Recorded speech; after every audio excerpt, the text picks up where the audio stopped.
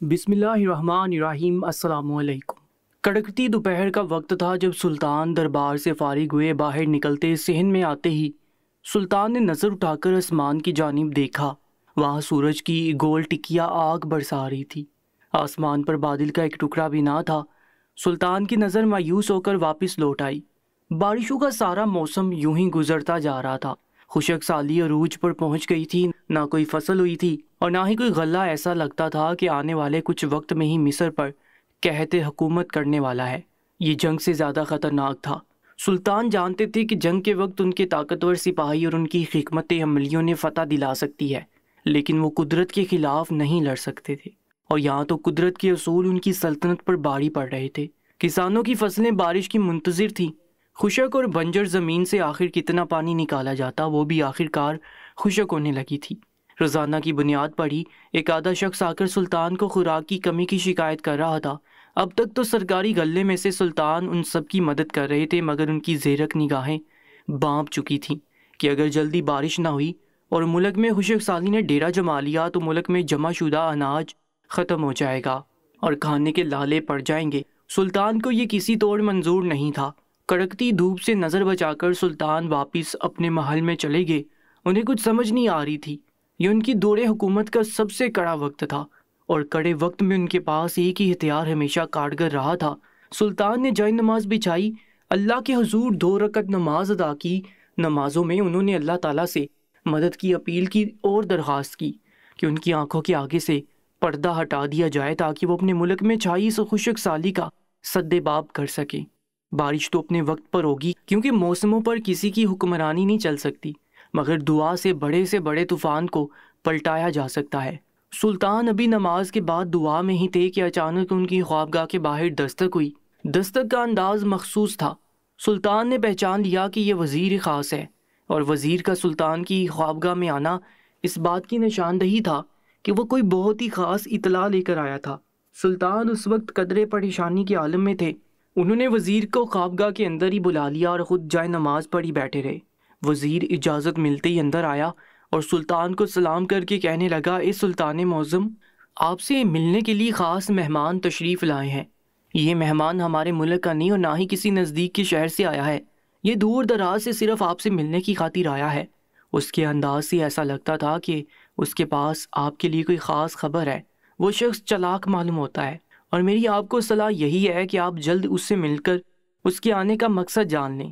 وزیر کی بات نے سلطان کو چونکا دیا تھا۔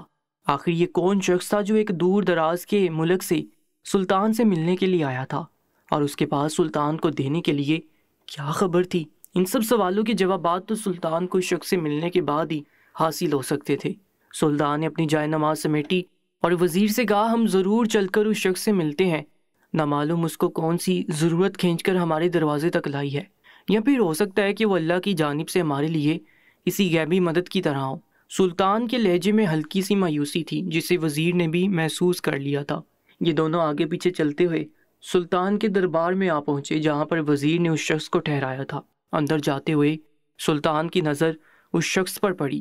سلطان بری طرح سے چونک گئے۔ وہ مقامی نہیں تھا، بلکہ مقامی تو کیا، اس کا ظاہری حلیہ تو اسے انوکھی شناخت بخش رہا تھا۔ اس کا رنگ تپتے ہوئے تانبے کی طرح تھا۔ اس نے قرمزی رنگ کی عبا پہن رکھی تھی، جو کہ اس کے ملک کی خاص نشانی معلوم ہوتی تھی۔ اس کے سر پر ایک مخصوص تاج تھا، جیسا تاریک بر اعظم کے لوگوں کی خاص نشانیوں میں ہوتا ہے۔ سلطان نے اس کی موٹی موٹی آنکھیں، سیاہ رنگ اور سرخ ہونٹوں سے پہچان لیا کہ وہ اسی تاریک بر اعظم کی کسی ملک سے آیا ہے۔ لیکن اس شخص کا سلطان کے پاس آنے کا کیا مقصد تھا؟ اس کے ہاتھ میں ایک سند جیسی چیز تھی۔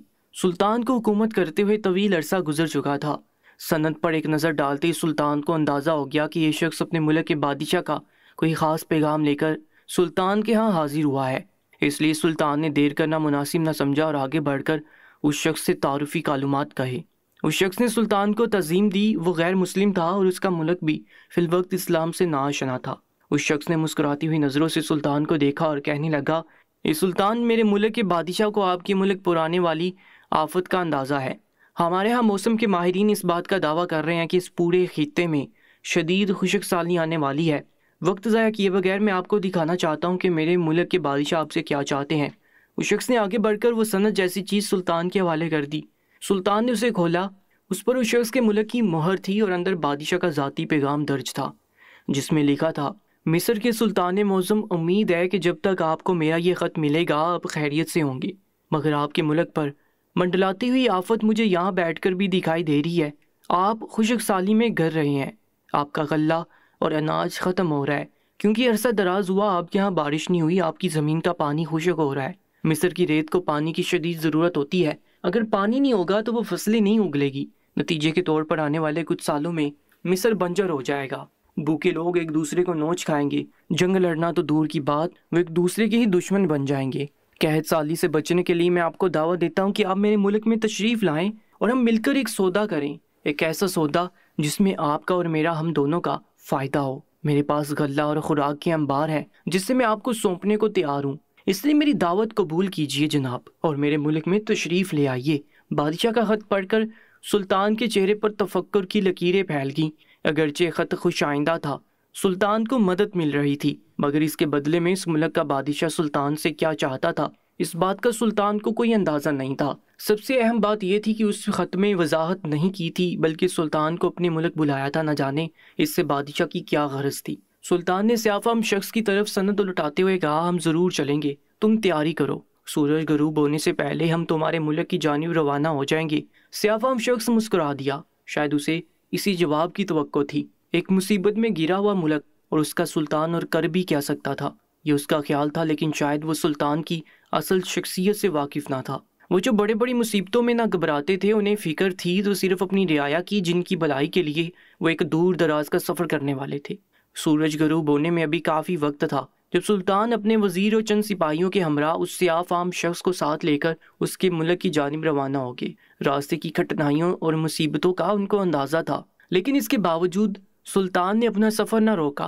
مشلوں کی روشنی اور مختصر پڑاؤ کے دوران سلطان نے اس طویل سفر کو آخرکار مکمل کر ہی لیا۔ جلدی سلطان اور ان کا قافلہ اس اجنبی ملک کی زمین پر جا اترا جس کی ثقافت مصر سے قطعی مختلف تھی۔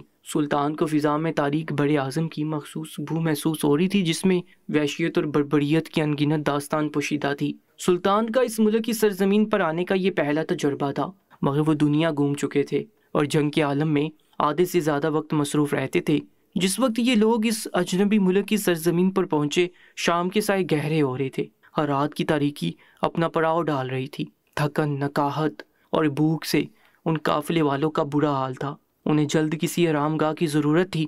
شاید اس ملک کو سلطان کے میزبان نے بھی محسوس کر لیا، اس لیے اس نے سلطان کو مخاطب کر کے کہا: اے سلطان معظم، اگرچہ آپ ایک شاہی مہمان ہیں اور آپ کی درست خاطر تواضع شاہی محل میں ہی ممکن ہے، لیکن میری آپ سے درخواست ہے کہ آپ آج رات میرے گھر قیام کر لیں، کیونکہ میرا گھر یہاں سے بالکل نزدیک ہے۔ ابھی تک وہاں پر آپ کے لیے ساری سہولیات موجود ہیں، میری بیوی کھانا پینے کا بندوبست کر چکی ہوگی، ہم سب کا ہی تھکاوٹ سے برا حال ہے، اور اس وقت بادشاہ سلامت سے ملاقات بھی ممکن نہیں، اس لیے بہتر یہی ہے کہ آپ آج رات میرے گھر قیام کریں اور میں کل صبح آپ کو شاہی محل میں پہنچا دوں گا۔ سلطان کو اس شخص کی بات میں تو کوئی قباحت محسوس نہیں ہوئی۔ جب وہ اس اجنبی سرزمین پر آ ہی گئے تھے تو اب آر یا پار کوئی بھی فیصلہ ہوتا انہیں بھگتنا تو تھا۔ ویسے بھی انہیں اپنی قابلیت پر بھروسہ تھا، ان کے ساتھ کوئی غیر معمولی واقعہ پیش نہیں آ سکتا تھا، لیکن یہ سلطان کی بھول تھی۔ اس شخص کے مکان میں سلطان جو کچھ دیکھنے والے تھے اس کا سلطان کو دور دور تک اندازہ نہیں تھا۔ انہیں یقین نہیں تھا کہ ان کی مشکلات میں اچانک سے اضافہ ہونے والا ہے۔ یہ لمبے قد کا سیاہ فام شخص سلطان کو لے کر اپنے مکان کی جانب چل پڑا۔ اس نے درست ہی کہا تھا، اس کا گھر بالکل ہی نزدیک تھا۔ شاہی محل کا نمائندہ ہونے کی حیثیت سے اس کا مکان شاندار تھا، اس میں شاہی پن واضح جھلک رہا تھا۔ رات کی اس پہر بھی مکان میں اچھی خاصی چہل پہل تھی، کئی نوجوان لڑکے مکان میں گھوم پھر رہے تھے اور اپنے اپنے ذمے لگائے ہوئے کام انجام دے رہے تھے۔ نوکر چاکر کا انبار تھا۔ سلطان کو اندازہ ہوا کہ اس ملک میں لوگوں کا طرز رہائش خاصا شاہانہ ہے اور کسی حد تک فضول خرچ بھی۔ یہ شخص سلطان کو لے کر مکان کے اندرونی حصے میں چلا گیا اور اس کے گھر والے اسے دیکھ کر بے حد خوش ہوئے اور انہوں نے سلطان اور ان کے سپاہیوں کی خوب آؤ بھگت کی۔ فوراً غسل اور لباس تبدیل کرنے کی سہولت دی گئی۔ دھول مٹی نے ان قافلے والوں کی حالت بگاڑ دی تھی۔ غسل سے یہ لوگ اپنی اصلی حالت میں واپس لوٹ آئے۔ سلطان کے میزبان نے ان کے طعام و قیام میں کوئی کسر نہ چھوڑی، انہیں بہترین کھانا پیش کیا گیا۔ راستے کی تھکاوٹ کا اثر تھا یا نہ جانے کیا، سلطان اور تمام افراد نے پیٹ بھر کر کھانا کھایا۔ کھانے سے فارغ ہو کر سلطان نے اس شخص سے اجازت چاہی کیونکہ سلطان کی رات کی عبادات کا وقت ہو رہا تھا۔ اس شخص نے سلطان کی بے حد خدمت کی تھی۔ سلطان اس سے متاثر تھے، حالانکہ وہ غیر مسلم تھا۔ اجازت ملتے ہی سلطان، وزیر اور ان کے باقی سپاہی اپنی خوابگاہوں میں چلے گئے۔ کل صبح انہیں بادشاہ سے ملنے کے لیے ان کے محل میں جانا تھا، جہاں ایک ایسا سودا طے پانا تھا جس کے متعلق سلطان کو کچھ علم نہ تھا۔ سلطان اپنے کمرے میں تشریف لے گئے اور نماز ادا کی۔ نماز کے بعد سلطان نے حسب معمول اللہ کے حضور نوافل ادا کیے اور دعا کی کہ وہ جس مقصد کے لیے یہاں پر آئے ہیں وہ خیر و عافیت سے پورا ہو جائے۔ نماز کے دوران ہی ان کے دل کی حالت عجیب ہونے لگ گئی۔ سلطان چونک سے گئے۔ ان کی یہ حالت ایک خاص نشانی کا اشارہ کیا کرتی تھی۔ وہ جانتے تھے کہ جب اللہ تعالیٰ انہیں کسی مخصوص چیز سے آشنا کرنا چاہ رہے ہوں تو ان کے اندر عجیب سی بے چینی بھر جاتی ہے۔ اس وقت بھی سلطان کا یہی حال تھا کہ ان کا دل چاہ رہا تھا کہ اڑ کر اپنی خوابگاہ سے باہر چلے جائیں۔ حالانکہ وہ ایک طویل سفر سے بے حد تھکے ہوئے تھے، لیکن اب انہیں بستر کی کشش بھی محسوس نہیں ہو رہی تھی۔ سلطان نے اپنی جائے نماز سمیٹی اور خوابگاہ کا دروازہ کھول کر باہر آئے۔ رات گہری ہو چکی تھی۔ مکان کے تمام افراد ہی شاید سو چکے تھے، کیونکہ ہر جانب ہو کا عالم تھا۔ دبے قدموں چلتے ہوئے سلطان مکان کے بیرونی حصے کی جانب آ پہنچے۔ آسمان میں پورا چاند روشن تھا، جس کی روشنی اندھیرے مکان کو بھی نمایاں کر رہی تھی۔ اچانک سلطان کو احساس ہوا کہ انہیں کسی غیر کے مکان میں اس طرح کھلے عام نہیں گھومنا چاہیے۔ یہ اخلاقیات کے خلاف ہے۔ لیکن اس سے پہلے کہ سلطان پلٹ کر اپنی خوابگاہ کی جانب قدم بڑھاتے، ایک معمولی سی آہٹ نے سلطان کے بڑھتے قدموں کو روک لیا۔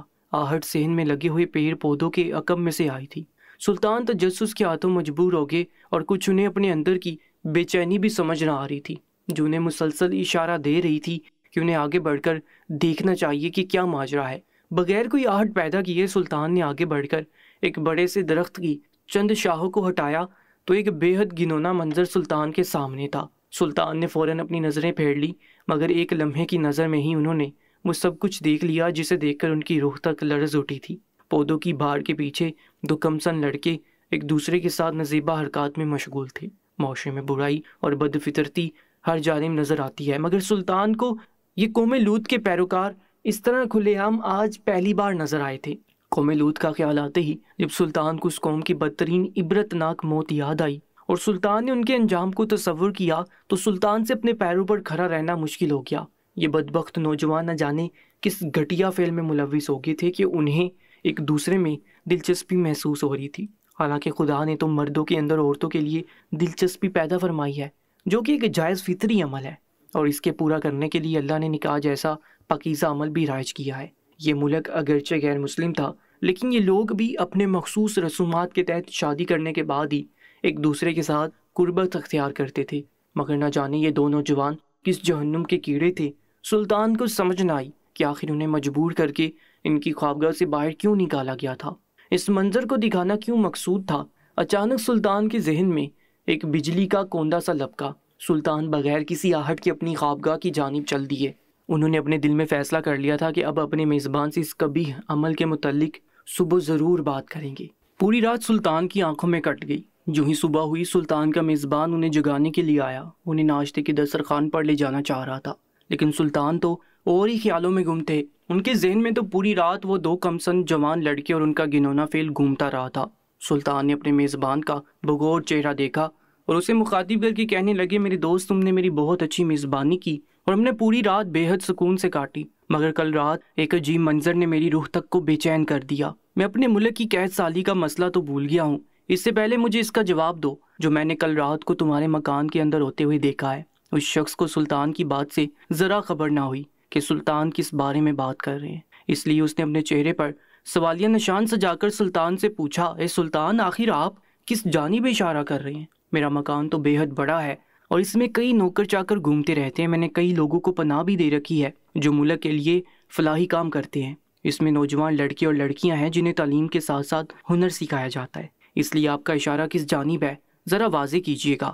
اب سلطان نے سوچا کہ انہیں واضح طور پر بتا دینا چاہیے، اس لیے انہوں نے کھلے الفاظ میں اپنے میزبان کو رات دیکھا جانے والا منظر بتا دیا۔ لیکن اس وقت سلطان کی حیرت کی انتہا نہ رہی جب انہوں نے اپنے میزبان کے چہرے پر ہنسی پھیلتی ہوئی دیکھی۔ وہ ایک زوردار کہکا لگا کر ہنس پڑا۔ سلطان کو اس کی ہنسی بے حد ناگوار گزری۔ یہ بات پریشان اور پشیمان ہونے کی تھی، نہ کہکا لگانے کی۔ وہ شخص کہنے لگا، اے سلطان، شاید آپ ایک مسلم معاشرے سے آئے ہیں، اس لیے آپ کو اس میں عیب نظر آ رہا ہے۔ ورنہ یہ تو ہمارے ہاں ایک بے حد معمولی سی بات ہے، مرد اور مرد ایک دوسرے میں دلچسپی رکھتے ہیں اور عورتیں ایک دوسرے میں۔ اس چیز سے کوئی غرض نہیں کہ کوئی کیا کرتا ہے۔ اگر آپ نے اس فیل کا ذکر کر ہی دیا ہے تو میں آپ کو بتا دوں کہ بہت جلد ہمارے بادشاہ اس کو قانونی درجہ دینے والے ہیں، اور جو کم سن لڑکے آپ نے کل رات کو دیکھے، یقیناً وہ اور اس جیسی خواہشات رکھنے والے اس قانون سے بے حد خوش ہوں گے۔ سلطان کا چہرہ کسی لٹھے کی مانند ہو گیا کہ سلطان کو ان کم سن لڑکوں سے کوئی دلی انسیت تھی، بلکہ وہ تو قوم لوط کا انجام یاد کر کے گھبرا رہے تھے، جس میں اللہ تعالیٰ نے ان لوگوں کو بھی عذاب دیا تھا جو ظلم کا ساتھ تو نہ دیتے تھے لیکن ظالم کے خلاف آواز بھی نہ اٹھاتے تھے۔ یہ بات سن کر سلطان کے تو رونگٹے ہی کھڑے ہو گئے۔ اس قدر گنونا عمل جو خدا کو سخت ناپسند ہے، وہ اگر قانونی سطح پر کیا جانے لگا تو دنیا بھر کے حالات کیا ہو جائیں گے۔ سلطان کو معاملے کی سنگینی کا احساس ہوا۔ یہ بھوک اور قحط سالی سے کہیں بڑا واقعہ تھا۔ سلطان نے اس شخص سے کہا کہ مجھے جلد اپنے بادشاہ سے ملاؤ تاکہ میں اس سے ملاقات کر کے اپنا سودا طے کروں۔ بادشاہ اپنے ملک میں کچھ اور ہی طے کر چکے تھے، جس کا اظہار اب انہیں بادشاہ کے محل میں جا کر کرنا تھا۔ اس شخص کو بھلا کیا اعتراض تھا؟ ناشتے کے فوراً بعد یہ شخص سلطان اور ان کے ساتھ آئے ہوئے سپاہیوں اور وزیر کو لے کر بادشاہ کے محل کی جانب روانہ ہو گیا۔ راستے میں بادشاہ کو تمام جانب سے عام شخص دکھائی دے رہے تھے۔ یہی تو اس تاریک بر اعظم کی خاصیت تھی۔ سلطان کو اس ملک کی عوام میں شاہ خرچی کا عنصر واضح نظر آ رہا تھا۔ لوگوں نے بڑے بڑے مکانات بنا رکھے تھے اور ان کی آرائش پر خوب خرچہ کیا ہوا تھا۔ سلطان کا میزبان جلدی اسے لے کر ایک شاندار محل کی سامنے جا رکا۔ اس ملک کا بادشاہ بذات خود سلطان کا استقبال کرنے کے لیے آیا تھا۔ وجہ کچھ اور نہیں بلکہ مسلم دنیا میں سلطان کا بڑا نام تھا اور سلطان کی جاہ و جلال اور ہیبت دنیا میں مشہور تھی۔ اس بادشاہ کو سلطان سے کوئی ذاتی کام بھی درکار تھا، اس لیے اس نے سلطان کی آب وقت میں کوئی کمی نہ چھوڑی۔ اس نے آگے بڑھ کر سلطان کو خوش آمدید کہا اور دونوں نے ایک دوسرے کو تعظیمی کلمات کہے۔ جب یہ قافلہ محل کے اندر جا پہنچا اور ابتدائی گفتگو سے فارغ ہو گیا تو سلطان نے بادشاہ کو مخاطب کیا اور کہنے لگے، میرے عزیز، ہم سب جانتے ہیں کہ میں یہاں پر کس وجہ سے آیا ہوں۔ میں اپنے ملک پر آنے والے خشک سالی کے عرصے کی وجہ سے پریشان ہوں، جس کی وجہ سے غلے اور اناج کا بندوبست کرنا چاہتا ہوں۔ خوش قسمتی سے آپ کا بلاوا مجھے موصول ہوا اور میں نے بہتر یہی سمجھا کہ کسی اور ملک سے رابطہ کرنے سے پہلے میں آپ کی مہمان نوازی میں کچھ دن گزار لوں، تاکہ مجھے اندازہ ہو جائے کہ کیا ہم دونوں ایک دوسرے کے کسی کام آ سکتے ہیں یا نہیں۔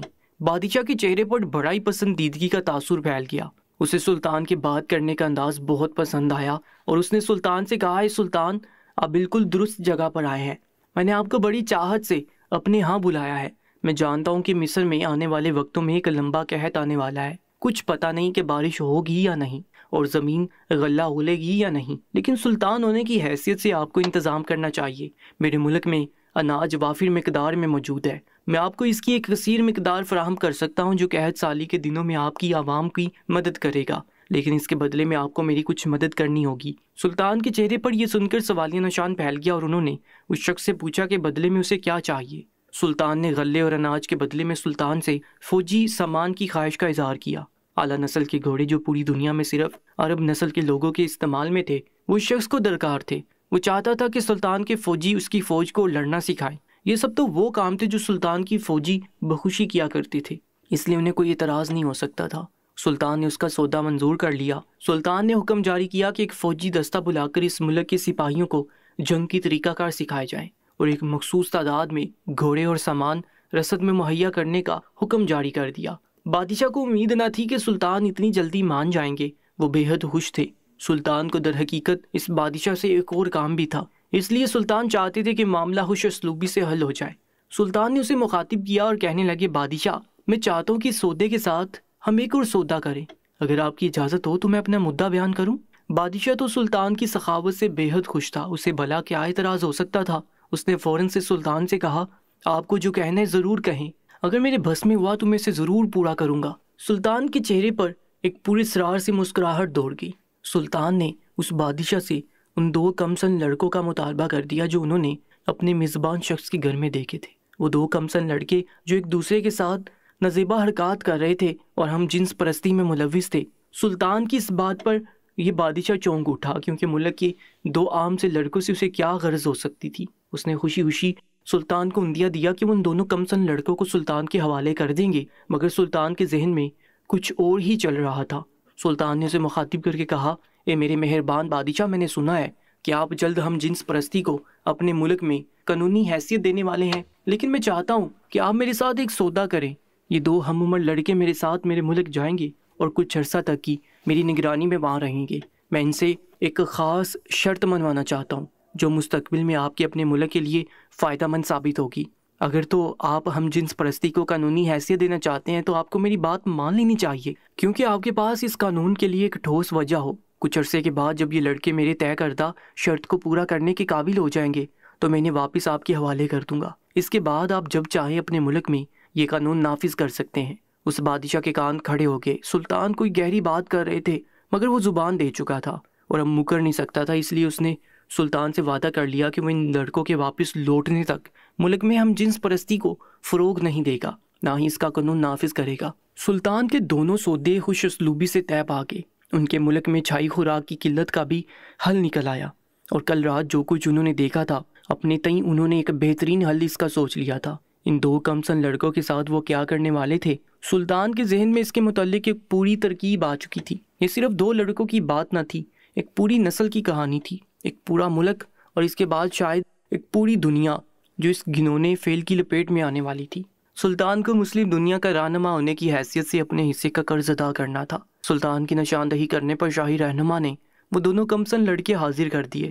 دونوں ہی بکھلائے ہوئے تھے، وہ جانتے نہ تھے کہ ان کے ساتھ مستقبل میں کیا ہونے والا ہے۔ جب انہوں نے سنا کہ وہ ایک مسلمان ملک میں غلام کی حیثیت سے جا رہے ہیں تو ان کی حالت غیر ہو گئی، لیکن سلطان کے سپاہیوں نے ان کے ساتھ اچھا سلوک کیا۔ بادشاہ کی اجازت سے جب یہ قافلہ وہاں سے نکلا تو فجر کا وقت تھا۔ سلطان مسافت طے کر کے آخرکار یہ ملک مصر آ پہنچے۔ مصر میں حسب معمول ریت اڑ رہی تھی اور بارش کا دور دور تک کوئی امکان نہیں تھا۔ موسم گرم تھا اور عوام کے چہرے پر فکر نمایاں نظر آ رہی تھی۔ سلطان اپنے ساتھ غلے کی پہلی قسط لے آئے تھے اور باقی ساز و سامان انہیں وقت کے ساتھ ساتھ بھیجا جانا تھا، مگر سلطان کی اصل فکر اپنے ساتھ لائے ہوئے ان 2 لڑکوں کی تھی جن کی شکل سے ہی سلطان کو نفرت محسوس ہو رہی تھی۔ سلطان نے وزیر کو حکم دیا کہ ساتھ لائی ہوئی خوراک کو مناسب مقام پر پہنچا دیا جائے اور ضرورت مندوں کو دے دی جائے۔ وہ خود ان 2 لڑکوں سے نمٹنا چاہتے تھے۔ ان دونوں لڑکوں کے چہرے پر خوف کی گہری پرچھائی تھی اور ان کا رنگ پیلا پڑ رہا تھا۔ سلطان ان دونوں کو اپنے ساتھ لے کر محل کے زندان خانے کی جانب بڑھ گئے۔ ان کے دل میں ان دونوں لڑکوں کے لیے رحم کی کوئی گنجائش نہیں تھی اور ہونی بھی نہیں چاہیے۔ جو خدا کی بنائی ہوئی حدود کو توڑے ان کے لیے دردناک انجام بھی ہونا چاہیے، مگر سلطان نہ جانے ان کے لیے موت سے بڑھ کر کون سا ایسا انجام سوچ کر بیٹھے تھے۔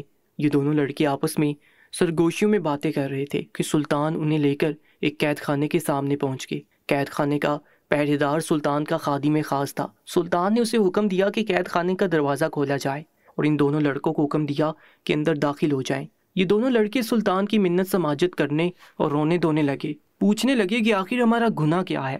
سلطان نے انہیں مخاطب کیا اور کہنے لگے، تمہارا گناہ صرف اتنا ہے کہ تم لوگ مرد ہو، تمہیں عورتوں میں دلچسپی لینی چاہیے، لیکن تم نے خدا کی بنائی ہوئی حدود کو توڑا اور ایک دوسرے کے ساتھ نازیبا حرکات کرتے ہوئے پائے گئے، جس سے ظاہر ہوتا ہے کہ تم لوگوں کو قوم لوط کے افراد کی طرح مردوں میں دلچسپی ہے۔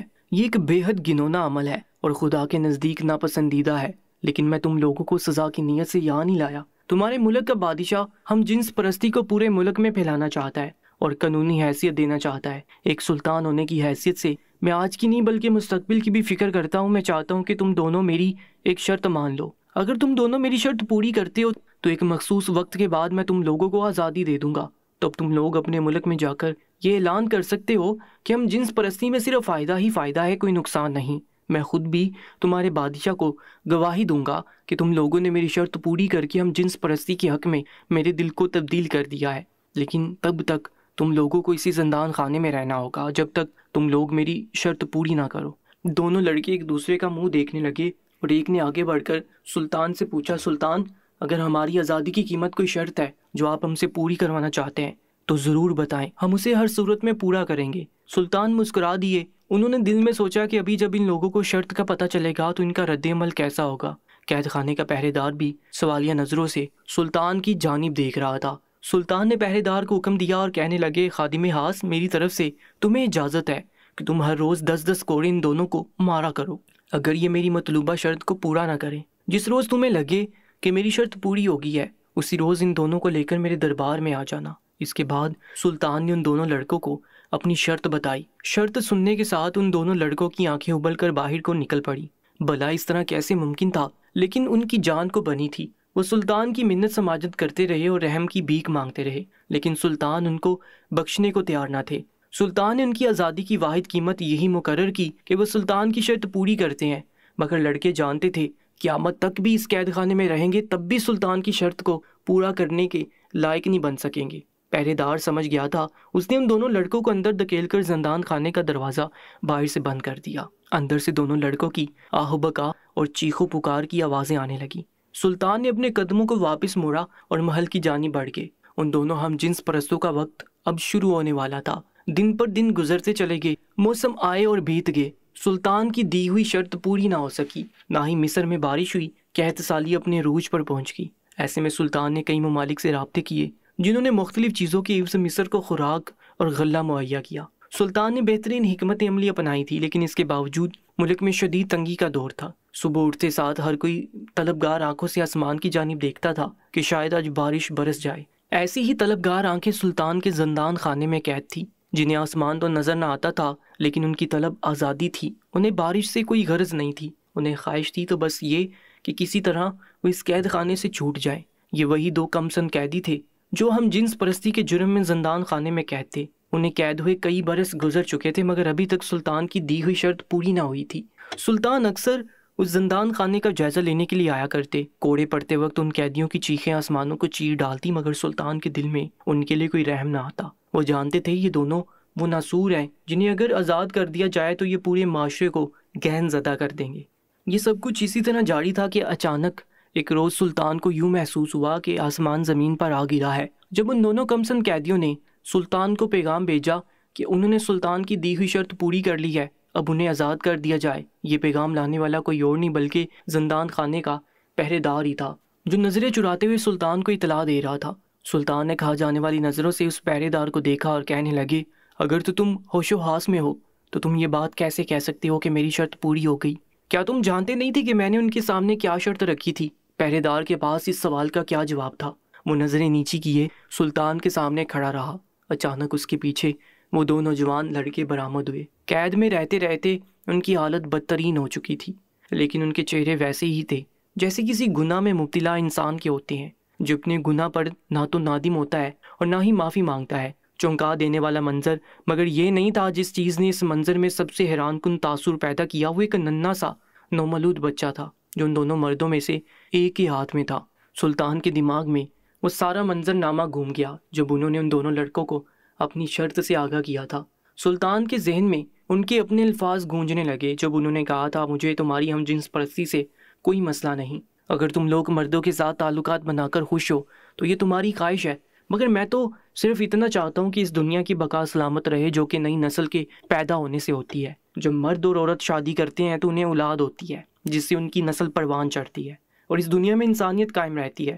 اگر تو مرد اور مرد آپس میں شادی کریں گے اور ہم جنس پرستی کریں گے تو ان کے ہاں اولاد ہونے کی کوئی صورت ہونی چاہیے۔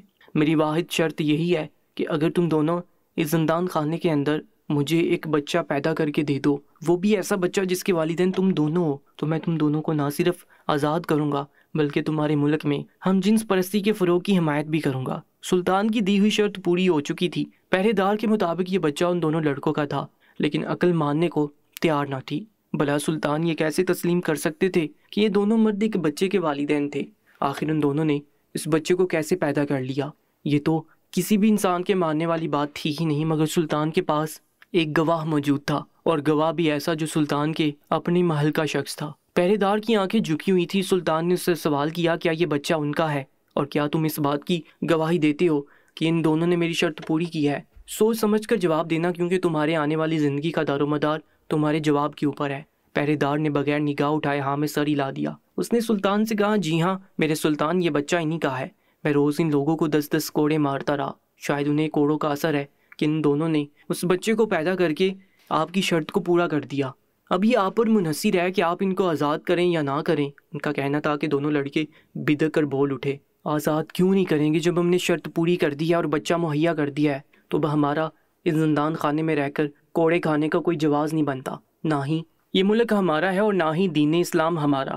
ہم اپنے ملک کے آزاد شہری ہیں اور شرط پوری ہونے کے بعد ہم اس ملک میں بھی آزاد ہو جانا چاہتے ہیں۔ ان دونوں کے لہجے میں حد درجہ بغاوت تھی۔ سلطان کو معاملے کی گڑبڑ اور سنگینی کا احساس ہو گیا، لیکن سلطان جانتے نہ تھے کہ معاملہ بھی مزید خراب ہونے والا ہے۔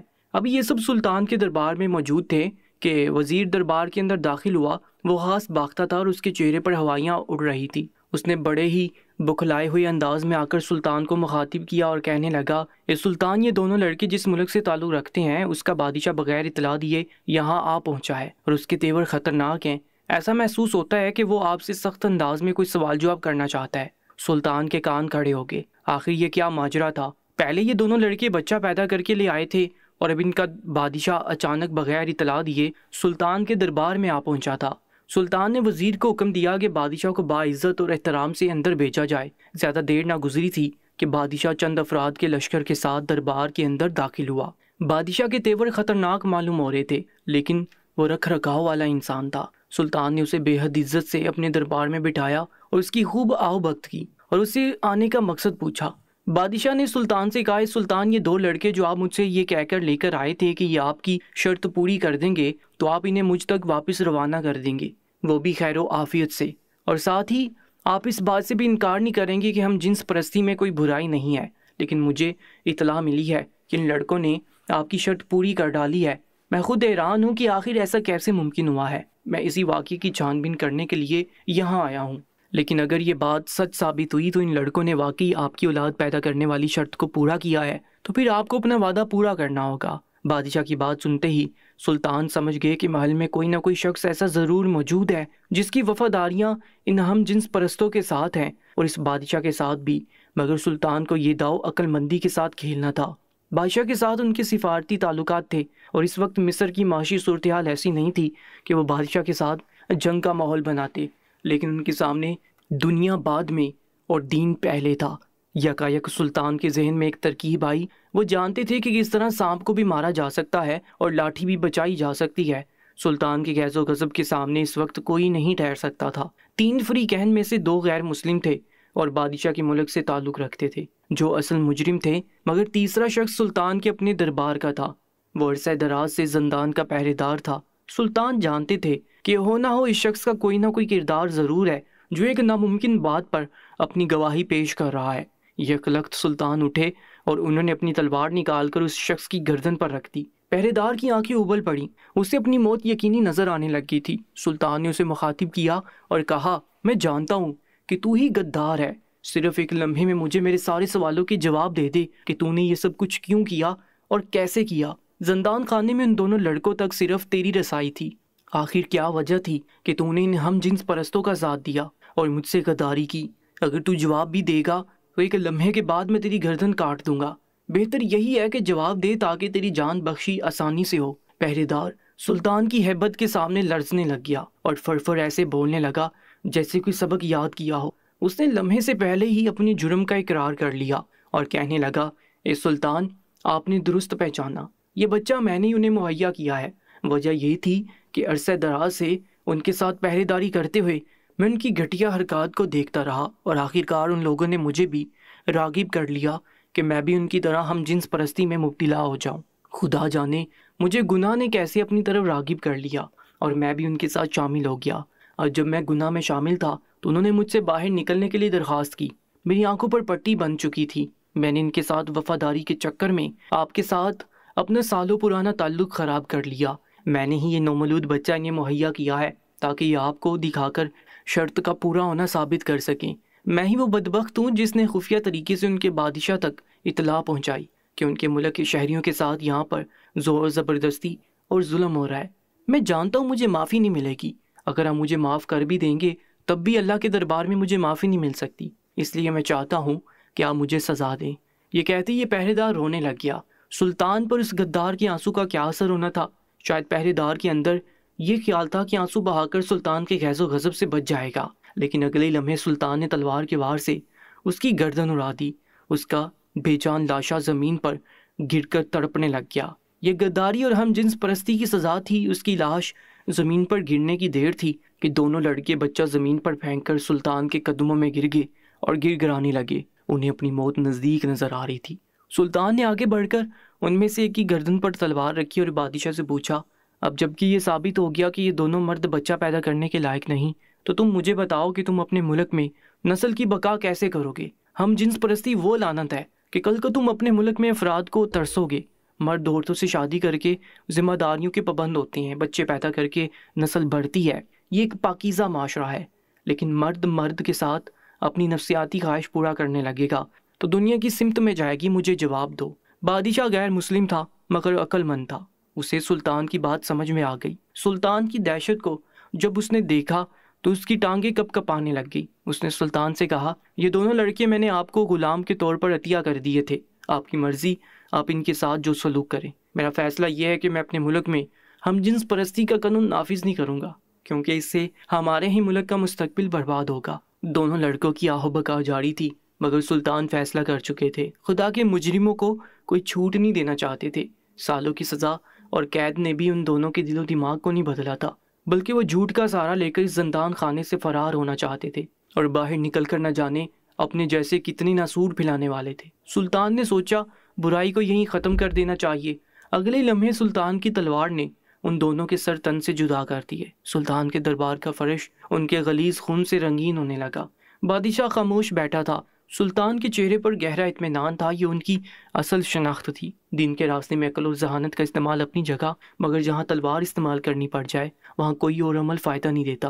بادشاہ اپنی جگہ سے اٹھا اور سلطان سے جانے کی اجازت مانگنے لگا، لیکن اس سے پہلے کہ سلطان ایک لفظ کہتے، اچانک باہر زور سے بادل گرجے اور آن کی آن میں کڑاکے دار بارش برسنے لگی۔ مصر کی سرزمین جو برسوں سے بنجر اور خشک تھی، بارش کے لیے ترس رہی تھی، یکایک سیراب ہونے لگی۔ سلطان کے چہرے پر خوشی امڑ آئی۔ انہوں نے پہچان لیا کہ یہ اس عمل کا انعام ہے جو انہوں نے تھوڑی دیر پہلے انجام دیا ہے۔ اللہ کو ان کی بہادری پسند آئی تھی۔ ہم جنس پرستی ایسا گھٹیا فعل ہے جو خدا کو سخت ناپسند ہے۔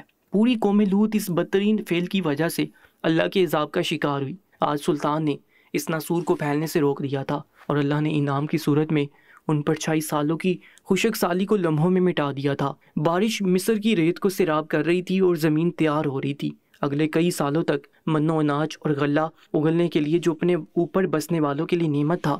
موسم کے پیش نظر سلطان نے بادشاہ کو جانے سے منع کر دیا اور انہیں اپنی میزبانی میں کچھ دن رکنے کی پیشکش کی۔ بادشاہ نے سلطان کی پیشکش قبول کر لی اور سلطان کے محل میں ہی قیام کیا۔ فارغ ہوتے ہی سلطان نے خدا کی بارگاہ میں سجدہ شکر ادا کیا، جس نے انہیں ایک نہیں دو مشکل مرحلوں سے نکال دیا تھا۔ دوستو، آج کا یہ واقعہ آپ کو کیسا لگا؟ کمنٹ سیکشن میں اپنی قیمتی رائے سے ضرور ہمیں آگاہ کیجیے گا، اور روزانہ ایک نیا سچا واقعہ سننے کے لیے چینل کو سبسکرائب کر کے ساتھ موجود بیل آئکن پر بھی کلک کر لیجیے گا۔